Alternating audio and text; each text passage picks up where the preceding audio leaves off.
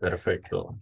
Bueno, hola, hola con todos. Les damos la bienvenida a nuestro tercer año del Club Ecuador Latinoamérica. Somos una iniciativa, para los que no nos conocen, somos una iniciativa que se ha encargado de difundir la ciencia en Latinoamérica, tanto en español como en portugués, los idiomas más hablados en la región. Y lo hacemos a través de la biología evolutiva y la ecología, ¿no? Ya llevamos 2 años. La pandemia fue un boom para nosotros y aprovechamos que todos estábamos encerrados para poder conectarnos. Así que sí, este es nuestro tercer año. Gracias por estar acá, gracias por unirse. Y pues les voy a dejar el link de YouTube para que puedan ver nuestros eventos pasados, los puedan chequear. Hemos tenido gente muy chévere, tanto fuera como dentro de Latinoamérica, pero latinos, latinas, latines, que pues, siguen trabajando en la región o salieron y están en cualquier parte del mundo. De verdad, chequen, tuvimos el año pasado un simposio, estuvo genial con invitados de lujo, de verdad, gente para sacarse el sombrero, así que espero hay un poco de inspiración por ahí. Y bueno, gracias por unirse una vez más, gracias por acompañarnos a todos y a todas. Por favor, si es que quieren, los invito a dejar en los comentarios de dónde nos acompañan, del país de donde nos acompañan. También los invito a que prendan sus cámaras para poder acompañar a los ponentes, con que puedan ver una cara con quién están hablando, con quién están interactuando. Y bueno, sin más ni más, me presento. Mi nombre es Diego, yo soy peruano, también llevo ya todo el tiempo con el Club Ecuevo, soy cofundador. Y bueno, como peruano, hoy me toca ser su anfitrión, ya que tenemos dos invitados peruanos, empezamos por partida dos. Y pues les comento un poco de ambos, ¿no? Ambos son biólogos, tienen formación en biología y actualmente trabajan en el norte de Perú. Bueno, sin más, les presento a la doctora Marta Calderón. Perdón, antes de empezar, voy a Ok. Podrías compartir tu pantalla si deseas, Marta, mientras voy presentándote. Bueno, la doctora Marta trabaja con genética y tecnologías de biología molecular para ayudar a la gestión sostenible de recursos naturales, principalmente en plantas. Su grupo de investigación usa códigos de barras y polimorfismos de un solo nucleótido, también conocidos como SNPs. ¿Ok? Y para esto los usa para identificar y conservar el germoplasma de plantas de interés, principalmente agrícola. Ella usa, como mencioné, códigos de barra, pero también usa metagenómica para estudiar la microbiota relacionada a estas plantas. La doctora Marta hizo su pregrado en la Universidad Nacional Mayor de San Marcos, en Lima, Perú. Hizo su doctorado en la Universidad Nacional de Chungnam, en Corea del Sur. Y actualmente trabaja en la Universidad Nacional Toribio Rodríguez de Mendoza de Amazonas, en el norte. Bueno, gracias Marta por estar acompañándonos hoy. La plataforma es tuya, cuando quieras. Bien, muchas gracias Diego por la introducción, muchas gracias también a los organizadores del Club Ecoevo. En realidad se necesitan más de estas iniciativas para ir difundiendo poco a poco lo que hacemos en diferentes países, ¿no? Y de diferentes regiones dentro de cada país. Ya activé mi timer para poder no excederme del tiempo y lo que les voy a hablar hoy día es un poco sobre delimitación de especies, las técnicas que estamos utilizando, los métodos que estamos utilizando, los marcadores moleculares que estamos utilizando para delimitar especies y junto con eso estamos también describiendo nuevas especies. Como mencionó Diego, nosotros nos ubicamos en el nororiente peruano, en una región llamada Amazonas. Hubiera sido bueno ponerlo en un mapa, pero se me escapó. Estamos en una región llamada Amazonas, estamos justo también en el límite con Ecuador y nuestra universidad se llama Universidad Nacional Toribio Rodríguez de Mendoza. Estamos trabajando en diferentes temas, tratando de caracterizar la diversidad que tenemos aquí como primer paso y luego proponer diferentes proyectos para darle un mejor uso a estos recursos. En realidad, la primera pregunta sería, ¿por qué delimitar especies? ¿Por qué tenemos o nos esforzamos un poco? ¿O por qué es importante delimitar especies? Y una de las preguntas más simples, por ejemplo, aquí tenemos dos especies que pueden lucir muy similares y que pueden ser confundidas. Uno dirá, ¿por qué necesitamos nosotros diferenciarlas? Es importante diferenciarlas y en este caso quizás para este ejemplo específico, sí, ¿no? Tenemos, por ejemplo, esta especie de la especie Rachium, que es nativa del oeste de Europa y que es utilizada tradicionalmente como remedio natural. Tenemos la otra especie, también del mismo género Rachium, pero que es considerada invasora, proveniente.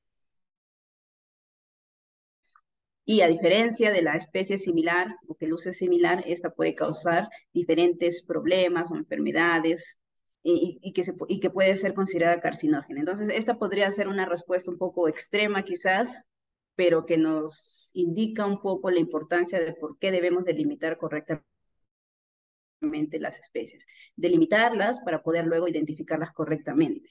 Ahora, si nosotros decimos, ¿qué es especie?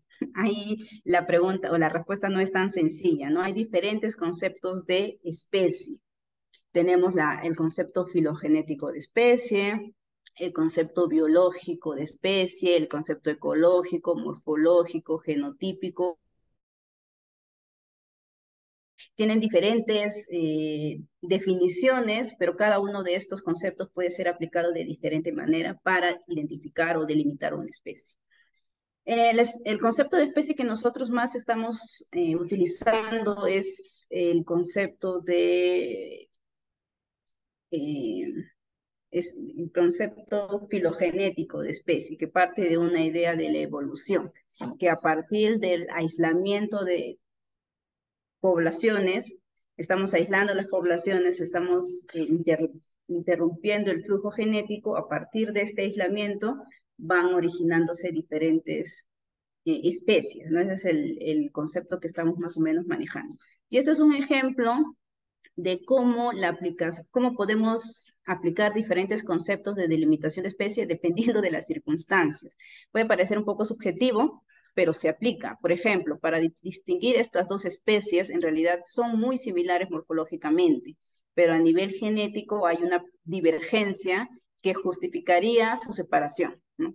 Justificaría ser consideradas diferentes especies. Mientras y si nosotros lo podemos ver dentro del plano evolutivo, de repente vamos a ver que estas especies están son similares morfológicamente porque en la evolución recién se está diversificando, se están diferenciando, ¿no?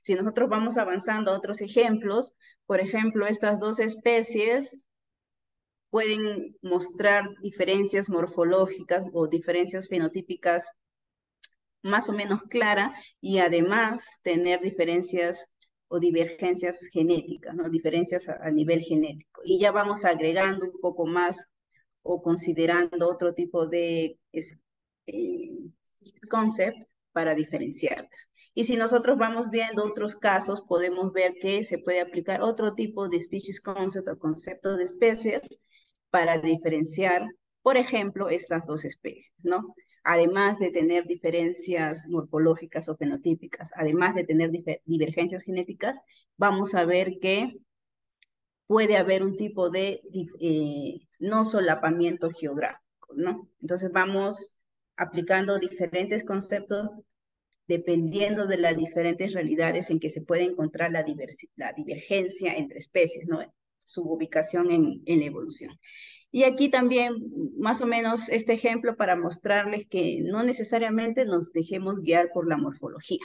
Acá tenemos dos especies diferentes que luego de cruzarlas vamos a tener una generación híbrida, ¿no? La generación híbrida de por sí luce ya diferente morfológicamente hablando que los parentales. Y si vamos cruzando y viendo las diferentes genealogías o las diferentes generaciones, vamos a ver que la morfología va desapareciendo o las similitudes morfológicas van desapareciendo respecto a los parentales.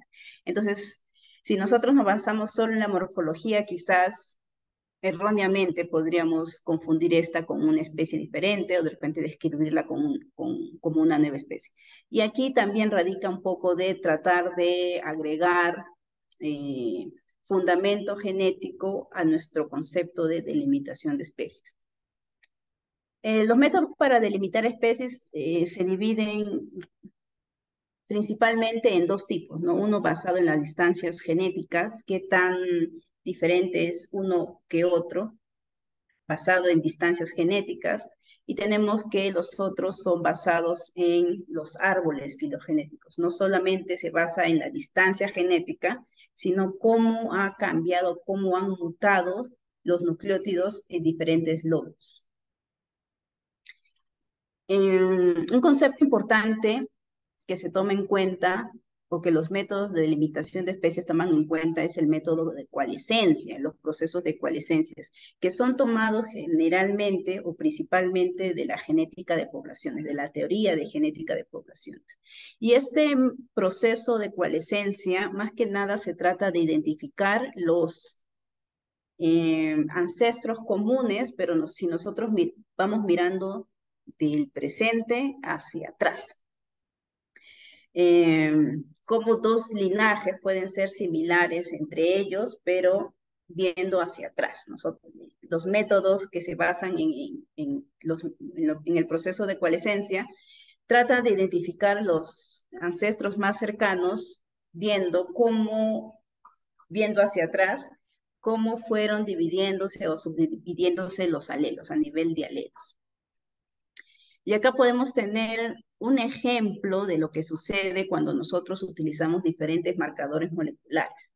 Podemos ver la incongruencia que se encuentra cuando solamente utilizamos un marcador y que el resultado va a ser diferente cuando utilizamos otro marcador. Por ejemplo, utilizando el marcador o el gen 1, nosotros podemos encontrar esta tipología. Quiere decir que B y C son más cercanos, pero utilizando otro marcador molecular podemos encontrar algo completamente diferente, que A y B son más cercanos. Entonces, aquí también radica un poco la importancia de utilizar varios marcadores moleculares para acercarnos un poco más a la realidad, acercarnos un poco más a lo que se conoce como el species tree o el árbol de especies, y no basarnos solamente en el gene tree o el árbol basado en los genes. Este es otro ejemplo de cómo a nivel de alelos, por ejemplo, si nosotros nos remontamos hacia muchos años atrás, vemos que todo esto es solo una población de una sola especie donde un alelo predomina. Pero mientras va avanzando el tiempo, vamos viendo de que aparece, por ejemplo, aquí el color verde es una mutación que apareció en ese alelo que se convierte en otro alelo, por ejemplo. Vemos que a esta época la población predominante o el alelo predominante en la población fue el azul, pero mientras va pasando el tiempo vemos que este alelo verde va estableciéndose y se va dividiendo. La población se va subdividiendo y la frecuencia de los alelos va cambiando. Si nosotros vemos hacia la actualidad, por ejemplo, el alelo azul, que era el alelo ancestral, desapareció completamente. Y en la actualidad tenemos diferentes variaciones del alelo ancestral, ¿no? Expresados en diferentes colores.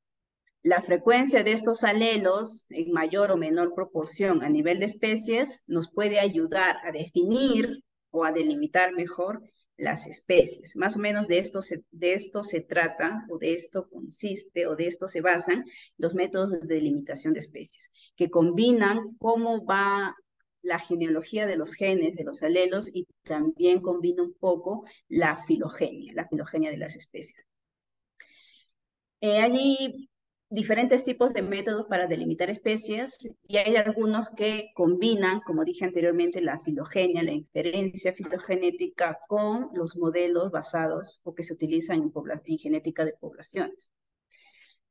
Con todo esto, lo que quiero más que nada mencionarles es que para que nosotros podamos delimitar mejor las especies, para luego identificarlas mejor, tenemos que utilizar diferentes evidencias, ¿no? No solamente tampoco quedarnos en la filogenia multilocus, sino también ir agregando otros tipos de evidencia, como la delimitación de especies basadas en ADN, también agregar la morfología como evidencia. Luego podemos ir agregando la distribución biogeográfica, las distribuciones que puedan tener las especies, y finalmente, que es lo más difícil, tratar de ver diferenciaciones a nivel ecológico, ¿no? De lo más fácil a lo más difícil podemos nosotros ir agregando evidencias. Y eso va a depender también del contexto de nuestro estudio. Si tenemos o estamos incluyendo especies con una distribución mucho más amplia, mucho más mundial, lo recomendable es ir agregando mucho más evidencia. ¿Cuál es la metodología que nosotros deberíamos seguir? En realidad no es nada nuevo. Lo primero que nosotros tenemos que tener es tener una buena literatura, conocer muy bien a la especie que nosotros estamos estudiando, conocer si es posible su morfología, su distribución. La selección de los marcadores moleculares también va a depender de cuánto nosotros conocemos a las especies, revisar la bibliografía, cuáles son los marcadores más utilizados para esa especie, si hay suficiente data en el GenBank o en otro database sobre los marcadores que nosotros hemos seleccionado. Entonces, todo esto involucra una revisión bastante exhaustiva antes de iniciar o antes de diseñar nuestra metodología, ¿no? O antes de decidir qué metodología nosotros vamos a utilizar. Y ya dependiendo de esto, nosotros podemos seleccionar los diferentes tipos de metodologías que hay o los diferentes métodos para delimitar las especies. Luego la obtención de la data ya es algo más técnico, hacer las extracciones, las amplificaciones, las ediciones. El alineamiento en realidad es uno de los pasos fundamentales, como que para poder iniciar cualquier análisis bioinformático utilizando ADN, ¿no? Nosotros utilizamos el clásico Omega, es fácil de usar, nos funciona bien. Hay otros tipos, hay otros software, otros programas que se utilizan para alinear, pero nosotros utilizamos bien esto. Nos funciona bien para el caso del alineamiento. Como dije, hay otros software como el Map, el Genius, que también son utilizados ampliamente para el alineamiento, que es uno de los pasos fundamentales para poder proseguir. Si tenemos mal el alineamiento, si ya estamos comenzando mal. Todo nuestro análisis posterior prácticamente se va a basar en algo, en un error, ¿no? En algo que no se ha hecho correctamente. Para seleccionar el mejor modelo evolutivo, porque para algunos métodos de delimitación de especies necesitamos tener o conocer previamente la topología del árbol, nosotros utilizamos Partition Finder, que lo hemos trabajado desde hace tiempo y nos funciona bien, así que no lo cambiamos. Hay otras opciones como Gmodel Test, Omega o quizás otras más que también son recomendadas, ¿no? Inclusive hay algunos programas en línea, algunas páginas en línea que también te votan cuál es el mejor modelo evolutivo dependiendo de la data, ¿no? Y para los análisis filogenéticos, nosotros ya tenemos estandarizado nuestro análisis de máximo likelihood, que lo utilizamos con el RAGS-ML, que es una opción gráfica, es una opción diferente al comando, a la línea de comandos tradicional del RAGS-ML. Y para hacer la inferencia bayesiana utilizamos el Mr. Bayes. Ya hay diferentes, acá le decía, ¿no? Que hay algunos servers en internet que permiten subir la data y ahí también se pueden hacer o se pueden correr, por ejemplo, en este caso el máximo like. En cuanto a la delimitación de las especies, hay diferentes tipos, como había mencionado, se dividen principalmente en dos, los basados en distancias genéticas y los basados en filogenia o tree base, ¿no? Los basados en los árboles.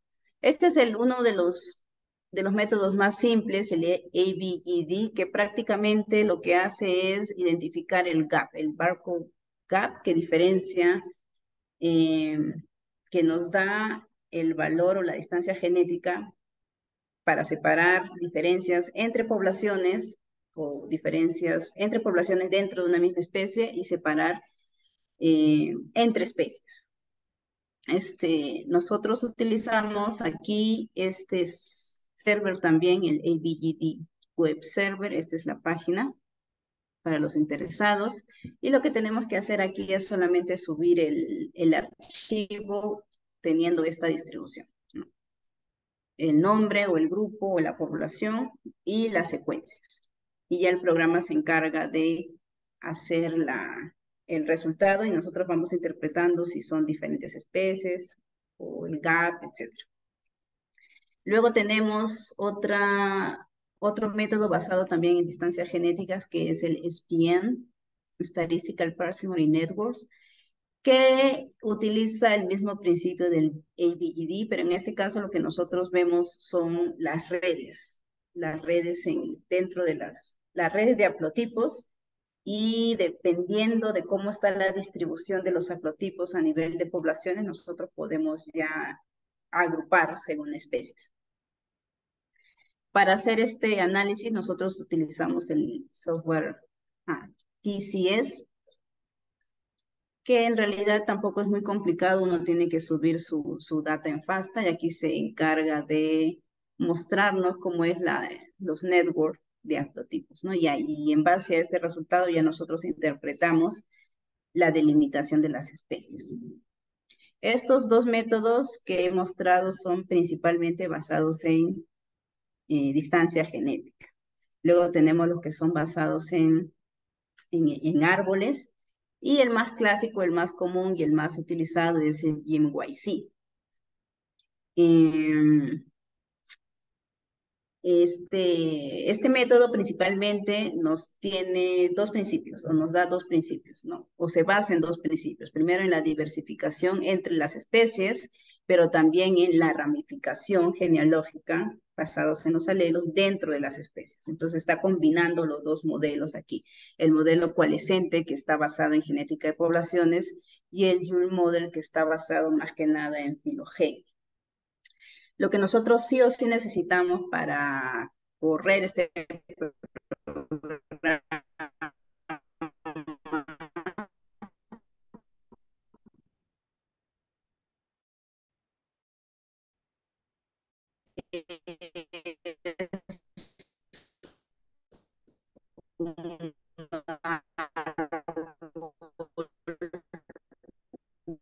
Creo que perdimos a Marta. ultramérico. Un Ahí está. árbol ultramérico tiene la misma longitud. Este método,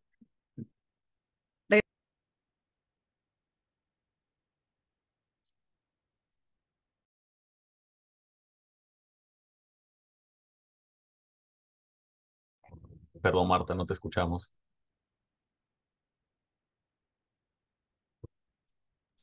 Ahí regresé, está, ahí estás, ahí ahora estás. sí, Sí, sí, ya, dale, dale. ok. Entonces les decía que para correr o para utilizar este método GMYC se hace o se utiliza el programa BIS y todos sus satélites como el Beauty, el Tracer, el Tree Annotator, y luego de tener ya el árbol, nosotros corremos diferentes paquetes en R. Y al final tenemos algo parecido a esto, ¿no? Este árbol resaltado en rojo donde nos da o nos indica cuántas especies hay. Luego, finalmente, tenemos el método BPP. Todos los métodos que les he enseñado, les he mostrado anteriormente, son para cada marcador molecular, ¿no? Son para cada locus. Hay que correr el programa para cada marcador. Pero en este caso, para el PPP, este es un método multi-locus, quiere decir que podemos utilizar más de un locus en el análisis simultáneamente. También se basa en el método de coalescencia. Y aquí uno de los principios de este método es que el árbol o el gene tree evolucionó a partir del species tree. Entonces nosotros tenemos que tener ya un species tree claro, tenemos que tener un species tree ya diseñado. Es como que asume que el árbol que nosotros le vamos a mostrar es el real, parte de eso, a diferencia del GMYC, que en realidad lo hace los dos de manera simultánea. Pero para correr este programa BPP, nosotros tenemos que introducir o darle al programa ya el árbol que nosotros creemos que es el verdadero, ¿no? Y que hemos corrido a partir ya de análisis filogenéticos previos. Y acá les decía, en realidad nosotros necesitamos un árbol guía para correr este programa. Necesitamos subir al programa el árbol que nosotros creemos que es el real, no es el árbol guía. Y lo debemos subir bajo este formato que es NIWIC, el archivo o la extensión NIWIC.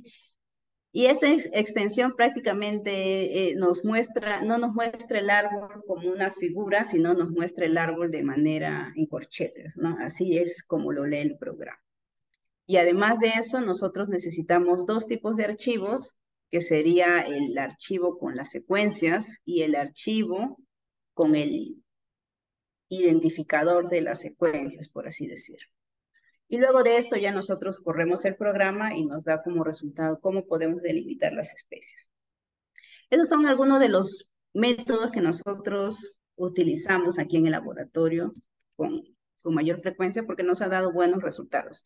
Hay otra serie de métodos de delimitación de especie que pueden uno revisar, ¿no? ¿Cuáles son sus principios? ¿Cuál es la metodología que se utiliza? ¿Qué tipo de archivo lee? Etcétera. Hay una serie de programas o de métodos.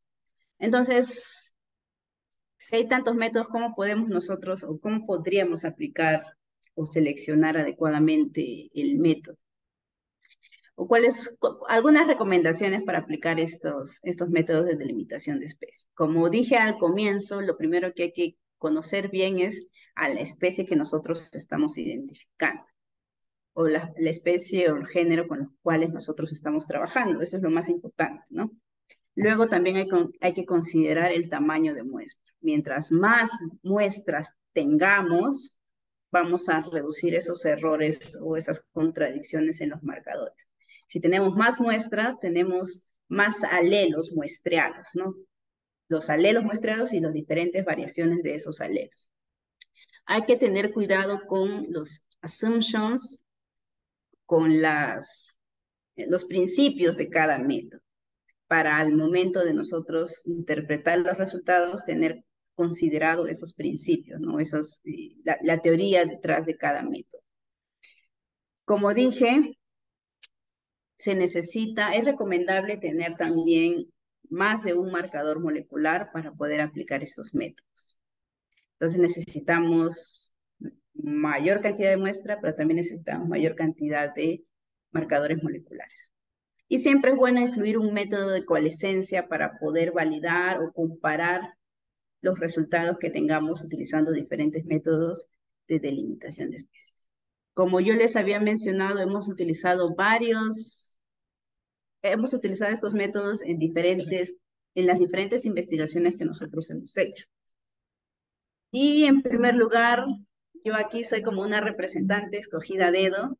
Detrás de mí o a mi costado hay un equipo grande de investigadores jóvenes que está aprendiendo la técnica y lo está aplicando a sus propias investigaciones, ¿no? Aquí les voy a mostrar los trabajos que hemos hecho, pero que ha sido en realidad hecho en equipo. Este es un trabajo donde nosotros utilizamos 7 marcadores moleculares y utilizamos 4 métodos de delimitación de especie dentro del género Vasconcella, que son las papayas andinas que crecen en altura. Y en la zona de muestreo fue principalmente las zonas de altura dentro de la región Amazonas. Luego del análisis, aquí se encontró o se describieron 5 especies de papayas nativas. En realidad, como había mencionado anteriormente, tratamos de primero caracterizar la diversidad que tenemos aquí en la región. Y uno de los resultados fue esta descripción de 5 nuevas especies. Hemos utilizado también estos métodos a nivel de hongos. Tricoderma es un género de hongo de tipo filamentoso. Y utilizando estos métodos describimos 3 nuevas especies del género Tricoderma. Una vez que nosotros hemos identificado estas 3 especies, ya hay otro grupo de investigación que está tratando de ver cómo utilizar estas especies en beneficio de la sociedad. Un ejemplo claro es que hay reportes de que las especies del género Tricoderma pueden ser utilizados como biocontroladores para esta enfermedad llamada moniliasis. La enfermedad moniliasis es un hongo que ataca a los granos de cacao, ¿no? A los granos de cacao, causando la putrefacción del cacao, del fruto del cacao, y por ende también todo lo que hay al interior, que son los granos que se aprovechan para hacer chocolate. La región Amazonas, aquí en el Perú, es productora de cacao y productora de café. La actividad económica agrícola más importante es la producción de cacao y de café, sobre todo la exportación de estos productos agrícolas. Entonces hay otro grupo de investigación que está evaluando cómo utilizar estas especies descubiertas, esas especies nuevas descubiertas, para ver su acción contra el hongo que causa la moniliasis y que sean utilizados como biocontroladores. Lo mismo sucede en el caso del café. Tenemos el insecto llamado broca del café, que es este pequeño insecto que ataca los granos de café. Este es el grano del café, le hace un huequito, entra y causa también la putrefacción de estos granos. Cuando el café es atacado por la broca, en realidad prácticamente todo el cultivo se pierde y es una pérdida económica grande para los productores de café. Se ha encontrado que el género Bauberia también puede ser utilizada como un biocontrolador de este insecto. Y lo que nosotros hicimos fue que otro grupo de investigación comenzó a hacer aislados de Bauberia, ¿no? Colectas de suelo cerca a las fincas de café y aislar el género o especies del género Bauberia. Y al final lo que nosotros encontramos utilizando 3 marcadores moleculares y 4 métodos de limitación de especie fue que la Bauberia que está presente al menos en esta zona en realidad es una nueva especie, no es la clásica especie que se conoce como Bauberia, uy, se me fue, baciana, sino es una especie diferente que nosotros llamamos o hemos denominado Bauberia peruviensis. Entonces, las investigaciones de Bauberia peruviensis siguen adelante para poder desarrollar al menos algún producto basado en esta especie para que sea utilizada como biocontrolador. Lo mismo hemos hecho con otras especies, en este caso de lo que conocemos aquí o lo que tenemos aquí como bayas andinas o berries andinos, hay una diversidad todavía poco explorada, ¿no? Acá utilizamos 4 marcadores moleculares y lo que hemos reportado aquí son nuevos reportes para el Perú, 4 nuevos reportes para el Perú, utilizando diferentes marcadores moleculares. Y lo que les mostré hasta ahora, los resultados que hemos tenido, las investigaciones que hemos hecho hasta ahora han sido a nivel de región Amazonas, ¿no? Algo más local. Nosotros también hemos trabajado en un género de alga llamada coralina, así es como luce la coralina, que es una alga roja, marina, y que se caracteriza principalmente porque su pared celular está impregnada con carbonato de calcio, por eso es que le da esta consistencia o esta textura media calcárea, ¿no? Y esta es una especie que se distribuye, estas especies de este género se distribuyen a nivel mundial, pero en realidad como su morfología es un poquito, varía mucho dependiendo del ambiente, siempre ha habido esta confusión de cómo identificar a esta especie o cómo identificar las especies de este género coralina. Entonces lo que nosotros hicimos fue colectar muestras de diferentes partes del mundo. Un grupo grande de investigadores nos acompañó, investigadores de Chile, investigadores de Estados Unidos, investigadores de Australia, de Canadá. Nos juntamos varios grupos de investigación para tratar de delimitar un poco las especies dentro del género llamado coralina. Para este estudio nosotros utilizamos 3 marcadores moleculares y 5 métodos de delimitación de especies. Estos son los métodos que utilizamos y en realidad lo que nosotros encontramos fue un poco de contradicción entre los resultados que nos dieron los diferentes métodos utilizando los diferentes marcadores moleculares. Así que tuvimos que tener un criterio de eh, cómo seleccionar o cómo delimitar las especies, ¿no? Si teníamos diferentes o si teníamos resultados contradictorios. En realidad, el criterio que nosotros utilizamos para delimitar las especies aquí fue que al menos haya concordancia en 2 métodos para poder escoger o seleccionar la delimitación de especies. Utilizando estos métodos y los 3 marcadores, nosotros identificamos 18 clados. 18 clados que podrían ser potencialmente 18 especies, ¿no? Dentro de esto, acá podemos ver que estos fueron los 4 clados más importantes que nosotros identificamos. En realidad, incluimos secuencias de material tipo para poder corroborar los nombres, ¿no? Porque venía un investigador, encontraba le ponía un nombre, luego venía otro investigador, describía otra nueva especie. Y lo que encontramos fue que en realidad todas estas figuras corresponden a la misma especie, ¿no? Que en este caso es Corallina verteroides. y la morfología en realidad cambia bastante, porque podemos encontrar talos que son así de pequeños, simplemente una bolita, y morfologías que pueden hacer así completamente, o pueden verse completamente diferentes, ¿no? Estas, las que tienen las estrellitas, habían sido consideradas diferentes, incluyendo esta. Antes se conocían o se pensaba que eran especies diferentes, pero luego de este análisis, en realidad, todo esto es lo mismo, ¿no? Todo esto es Corallina verteroide. Y en realidad también describimos una nueva especie del Japón llamada Corallina yendoi, que en realidad dentro del árbol está, a ver, está acá, ¿no? Y en realidad lo que nosotros hemos concluido es que es una especie que recién se está diferenciando de esta Corallina verteroide, ¿no? A nivel de evolutivo, recién esta población se está diferenciando y ya esta diferenciación se está expresando a nivel genético.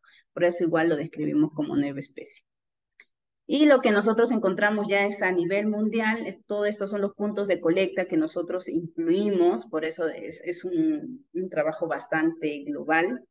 Y lo que hicimos fue ya asignar correctamente la distribución de las especies. Un trabajo bastante bonito con bastante colaboración. Y bueno, en realidad eso es lo que hemos avanzado hasta el momento aquí en Chachapoyas. Este es el grupo de investigación inicial que comenzó aproximadamente en el año 2018. Han ido incorporándose más estudiantes, así que de todas maneras tenemos que actualizar esta foto, ¿no? De todas maneras pueden ir siguiéndonos, si están interesados un poco en lo que estamos haciendo, pueden seguirnos en redes sociales como Laboratorio de Biología Molecular y Genómica.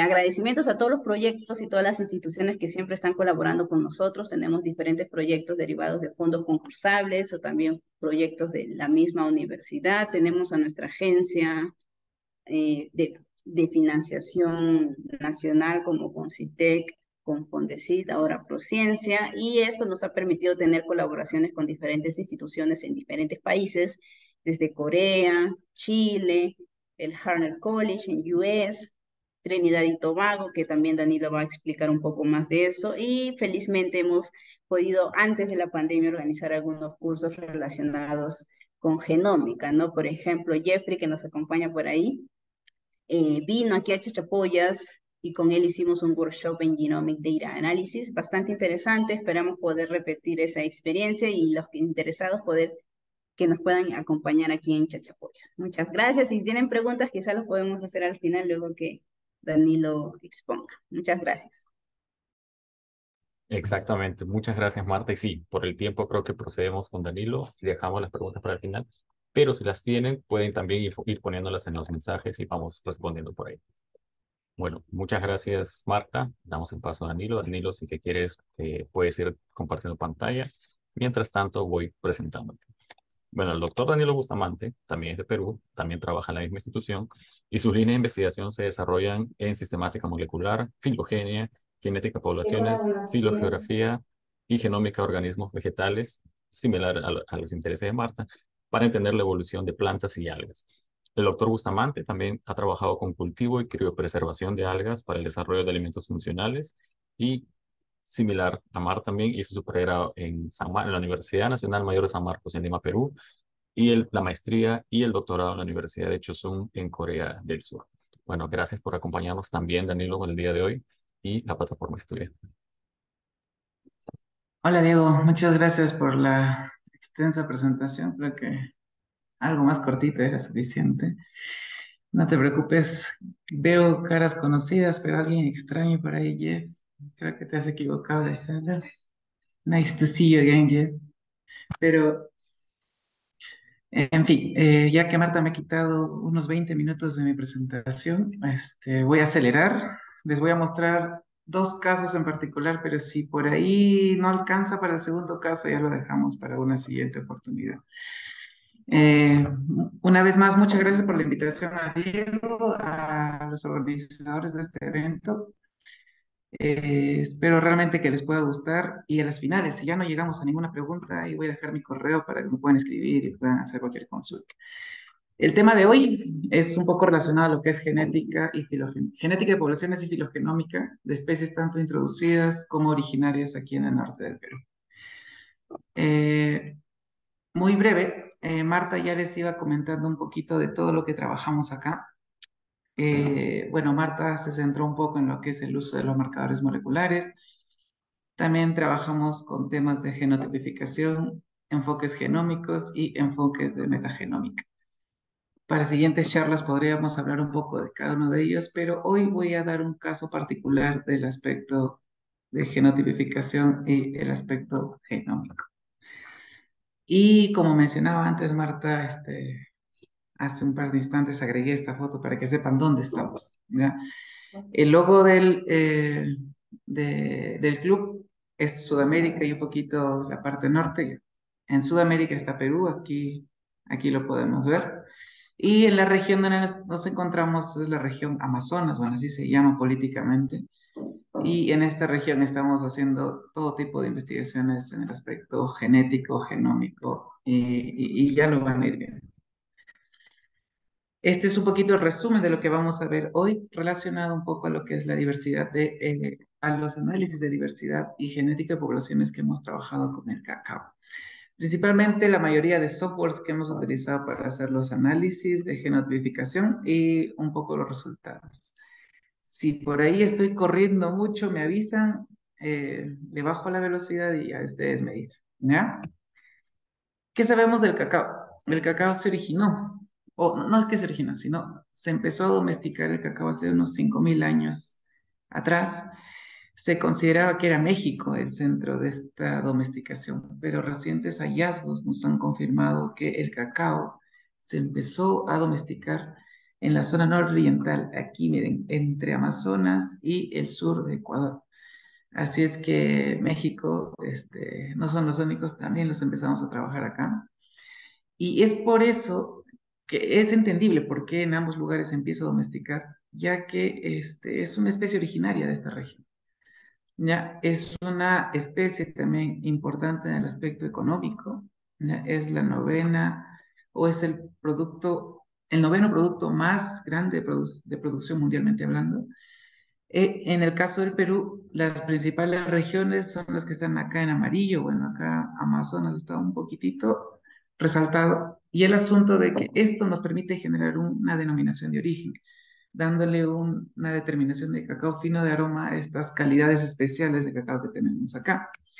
Se han hecho un montón de investigaciones para cacao, muy relacionadas al aspecto agronómico, al aspecto organoléptico, al aspecto fenotípico, pero de genética de cacao aquí en el Perú no se sabe mucho y específicamente en Amazonas sabemos muy poquito.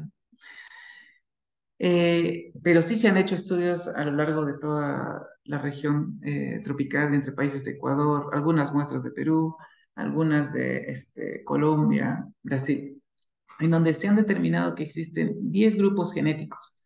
Ya, antiguamente se trabajaba bastante con lo que es microsatélites, ya, en donde se determinaron, como les mencionaba, 10 grupos genéticos, 10 variedades dentro de Theobroma cacao, que es el cacao.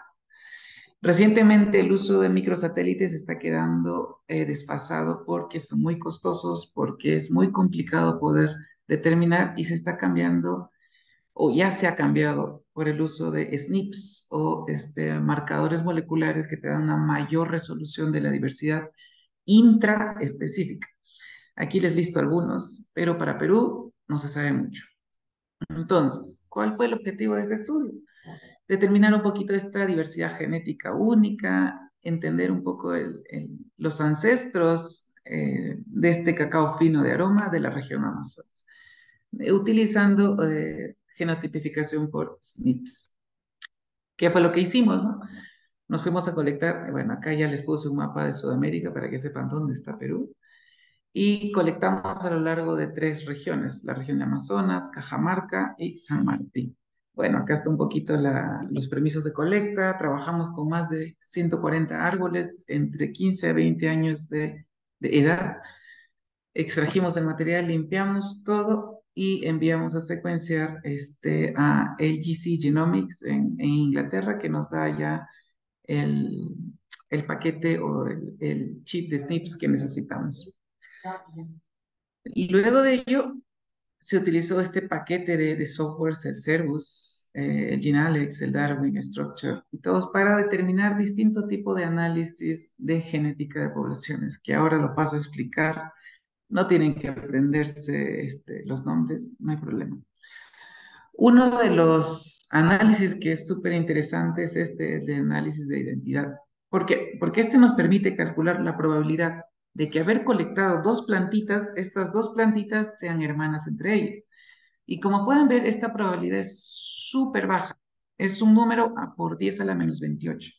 ¿Esto qué nos quiere decir? Nos quiere decir que dos plantas al azar tomadas en campo no son hermanas. Esto nos quiere confirmar de que no hay una propagación clonal, es decir, que todas no son copias una de otras. Y eso es interesante porque estaríamos conservando de alguna manera esta heterocigosis presente en campo. Y no, este es como la probabilidad total. Y acá pueden ver de casos particulares, que igual es súper bajo, 10 a la menos 28, menos 34, confirmando que toda la data que nosotros hemos colectado son data única. ¿Ok? Y se podría considerar esto como una diversidad relicto dentro de la región Amazonas. Obviamente hay algunos casos específicos de propagación clonal donde encontramos copias, es decir, clones específicos uno del otro, pero es bajísimo luego de ver estos análisis. Volviendo a recalcar el hecho de que tenemos una diversidad relicto aquí en el norte del Perú. Entre otros de los estadísticos es el índice de fijación, que como pueden ver es casi cero o es muy bajo. Esto que nos indicaría que hay muy poca autocruzamiento. No se están cruzando las mismas plantas, lo cual nos estaría confirmando lo que les dije hace un ratito, este hecho de entrecruzamiento, no autocruzamiento, sino entrecruzamiento entre distintas plantas, lo cual estaría incrementando el nivel de heterocigosis, dándole esta diversidad relicta. Otro punto favorable es el hecho que tenemos relativamente una diversidad baja, pero nos estaría confirmando que no, esto es bueno porque estaría afirmando que no estamos introduciendo material de afuera. Muchas veces entre los agricultores aquí prefieren de repente variedades que son mucho más promisorias, es decir, que producen mayor cantidad de granos de cacao, que le da un sabor, pero solo está quedando en texto, es decir, no están trayendo esas variedades para que según ellos mejore lo que están obteniendo.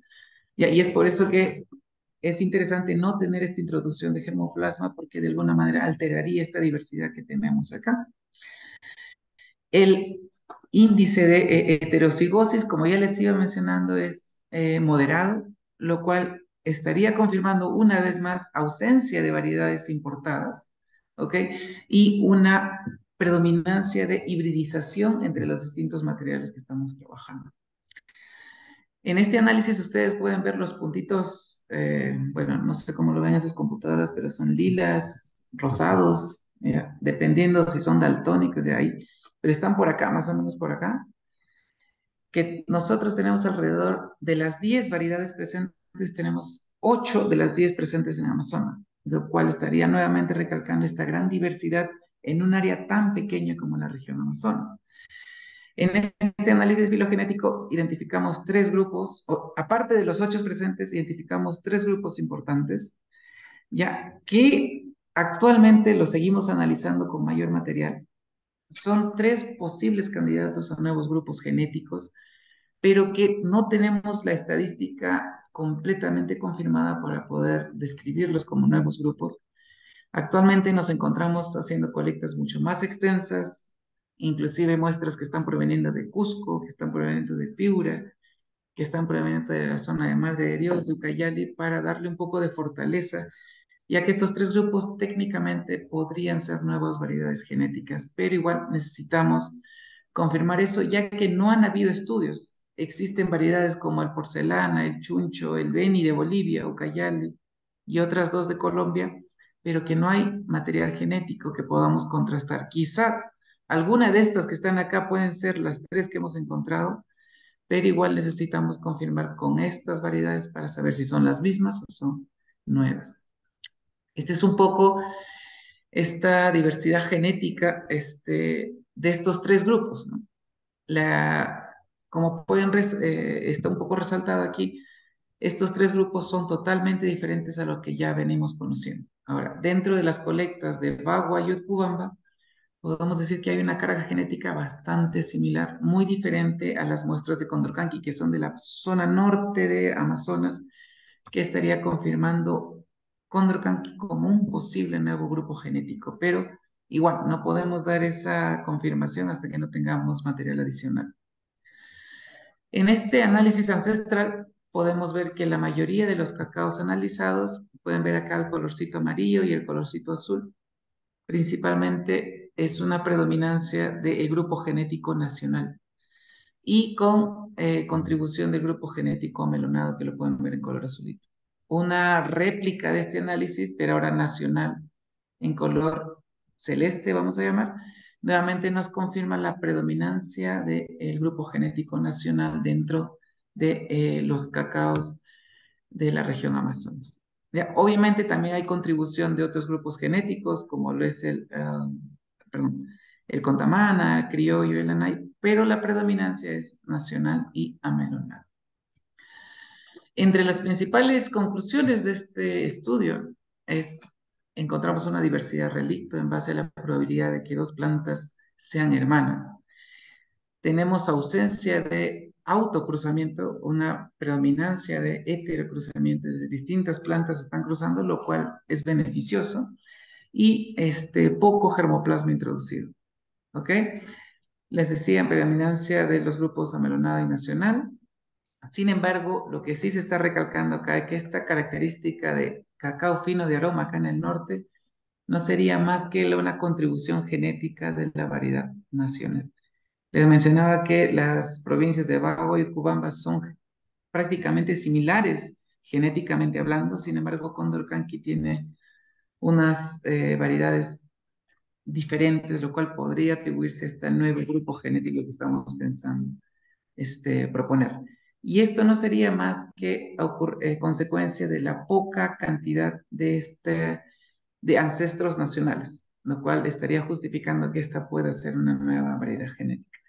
Este estudio ha sido publicado recientemente, por ahí les podría pasar el link, creo que fue 2022, así es que ahí lo pueden ver con mayor extensión. Y no sé cómo vamos de tiempo, si alcanza el tiempo continúo, si no, aquí lo podré dejar, digo. Dale. ¿Cuánto más o menos estimas que necesitarías para Ya, esta otra acá parte? tengo unas 45 diapositivas más. No, mentira. Tenemos No, más o menos mentira. 6 minutos. Si quieres, puedes hacerlo Ya, breve si deseas. Ujú. corro con esto para Tranqui. ya poder terminar. Lo que les acabo de explicar un poquito es lo relacionado a especies nativas, lo que vendría a ser el cacao. Y ahora con respecto a especies introducidas, hemos venido trabajando con truchas naturalizadas aquí que ya son casi nacionalizadas, están.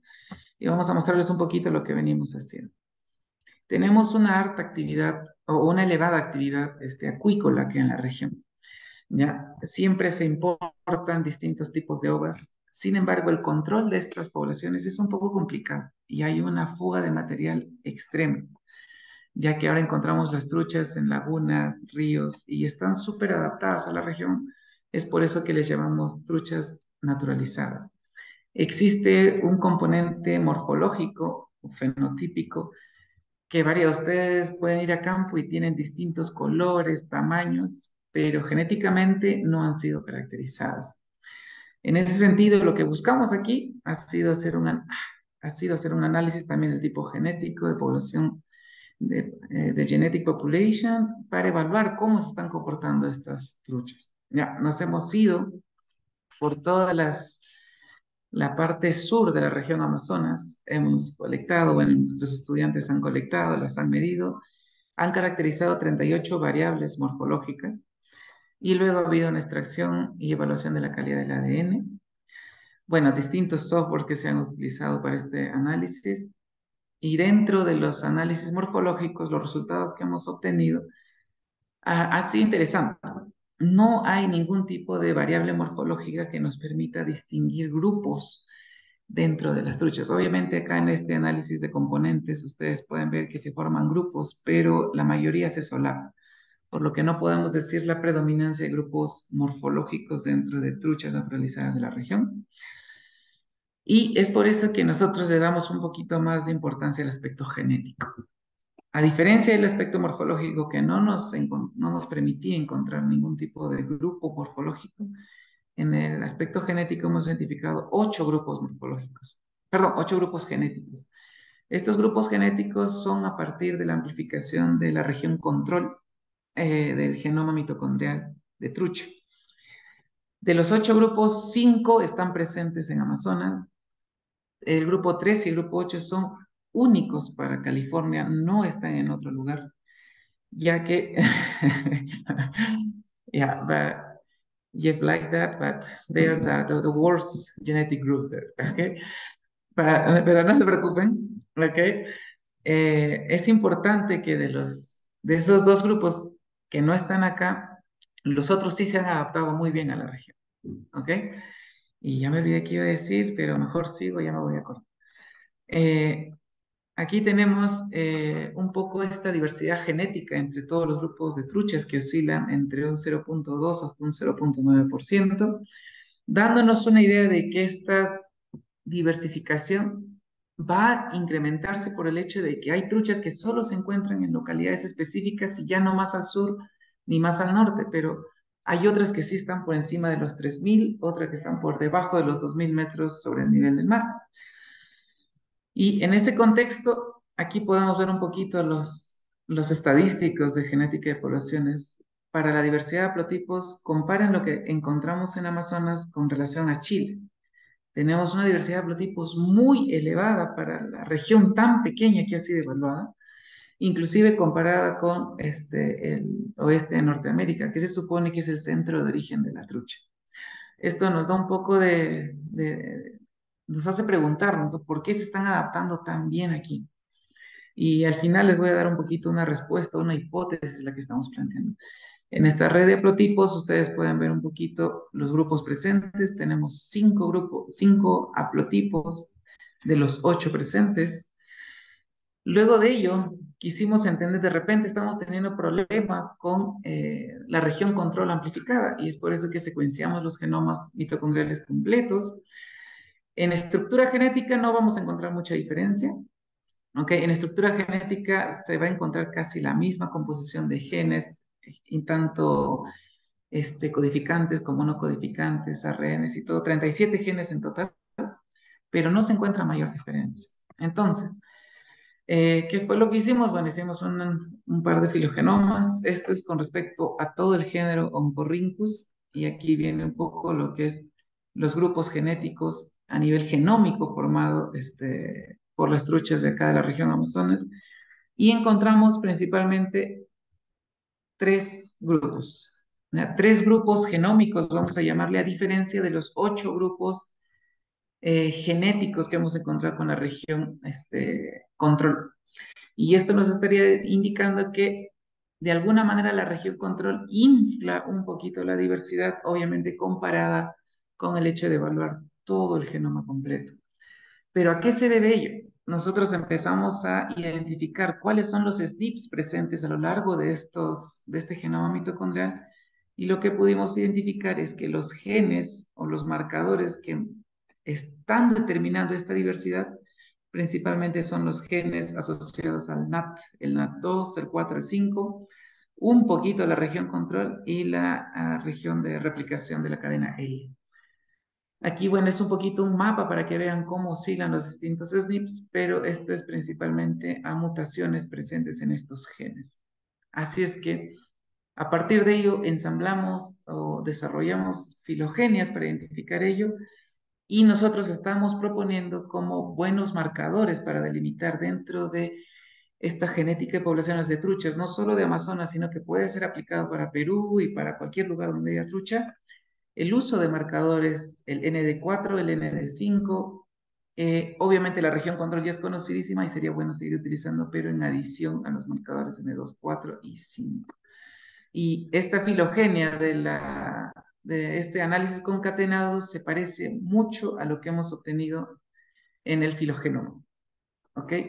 Así es que técnicamente ya no necesitamos secuenciar genomas completos, sino solamente enfocarnos en estos 3 marcadores que nos darían toda la información que necesitamos. Como conclusiones principales, bueno, solamente un grupo morfológico. Genéticamente hemos encontrado 8 grupos, una diversidad elevada de haplotipos, y dentro de estos análisis de los SNPs presentes en el genoma mitocondrial, proponemos, ¿no?, que el N2,4, ND5 y la región control son los mejores marcadores para delimitar especies dentro de truchas. Ahí termino con un agradecimiento especial a todas nuestras fuentes de financiamiento. Tenemos a Gentruche, que lo dio el Ministerio de Producción de Perú, Concitec, eh, el proyecto Sin Cacao, la universidad, y al Club Ecoevo, que se pasó con todo esto. Sí, nos agarraron súper ocupados. Disculpen la tardanza, yo llegué un poquito tarde, pero al menos creo que estoy terminando a tiempo. Bueno, ya Marta ya les dijo, por favor síganos, compartan todo el laboratorio. Y quiero un minutito final, Diego, ya sé que ya me vas a cortar, ya no te preocupes, cortito. Invitarlos a todos y todas los que estén presentes acá. Nuestra universidad se va a encargar de ejecutar el 17º Congreso Nacional de Botánica. Todos y todas están invitados. Por favor, envíen sus resúmenes, trabajos. Todo va a ser aceptado, obviamente previa revisión. Todo lo que tenga que ver con botánica. Ya tenemos 3 cursos separados que ya están, pueden ir a inscribirse antes de que se acaben los cupos. 2 en genética, 1 en genómica y 1 en etnobotánica. Se vienen más cursos, así es que cualquier información adicional tienen ahí el link del congreso, el correo, cualquier duda. Si no responden, los encargados, yo mismo entré a responder, así es que cualquier cosa adicional, aquí cualquier pregunta que tengan, gracias. Genial, Danilo. muchísimas gracias a los dos, a Danilo y a Marta. Si hubiera preguntas, por favor, adelante. Pueden prender su micrófono, lo pueden dejar por el chat también.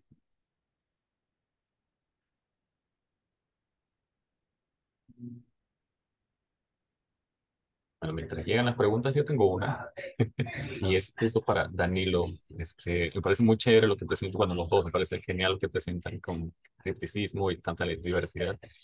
Y tengo una pregunta con respecto al cacao, perdón, no sé si me escuchan bien. Sí, fuerte y Sí, claro. lo que presentabas, justo lo que presentabas para la trucha con respecto al origen y al contexto global del origen de lo que hay de trucha en Perú, ¿existe algo similar para el cacao? O sea, mejor dicho, los grupos genéticos que hay de cacao que hay en Perú, ¿son originarios de Perú o provinieron de otros lados? ¿O se sabe algo del contexto global? Claro, ahí de repente corrí un poquito, pero ya se ha confirmado que el centro de origen del cacao es la zona sur de Ecuador y norte de Perú. En ese contexto, de los... ¿Por qué se considera que es el centro de origen esta zona sur de Ecuador y norte del Perú? Porque ahí están los 10 grupos genéticos, ¿ya? Y nosotros, al haber muestreado en un área tan pequeñita como, no pensábamos encontrar que vayan a estar presentes 8 de las 10 variedades confirmadas solo acá en Amazonas. ¿Ok? Y eso ya te da una idea de que estos grupos genéticos de los 10, los otros dos usualmente están un poquito más arriba. Está uno por Colombia y otro en el norte de Ecuador. Pero el hecho de que los 8 de 10 está acá ya nos indica que realmente Amazonas y la zona sur de Ecuador son como este centro de origen. Estos grupos ya están identificados. Nosotros obviamente hemos trabajado con esa base de datos y esto lo hemos trabajado con el Gene Bank de cacao que está en Trinidad y Tobago. Es un jardín clonal inmenso donde están todos los grupos genéticos. Por eso fuimos para allá también para traer material y contrastar con lo que tenemos acá. Ujú. Es- Excelente, gracias. sí. Jeff tiene una pregunta en el chat, si quieres se la leo. Dice, es para Danilo. Danilo, ¿qué te dice la secuencia de ADN que analizaste acerca de los 8 clados de trucha presentes en Perú? Claro, actualmente hay paneles. But you prefer in English? Ok, primero en español y luego en inglés.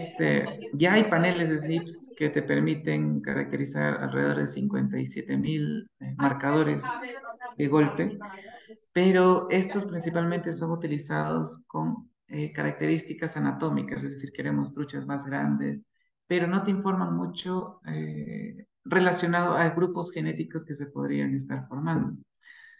Por eso que más utilizan estos marcadores nucleares para conceptos como GWAS o asociar un carácter fenotípico específico a un linaje específico.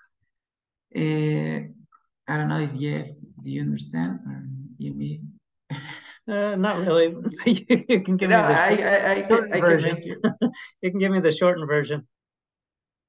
Yeah, like, nuclear DNA markers usually are used for specific commercial traits. It's like you need more meat, more length.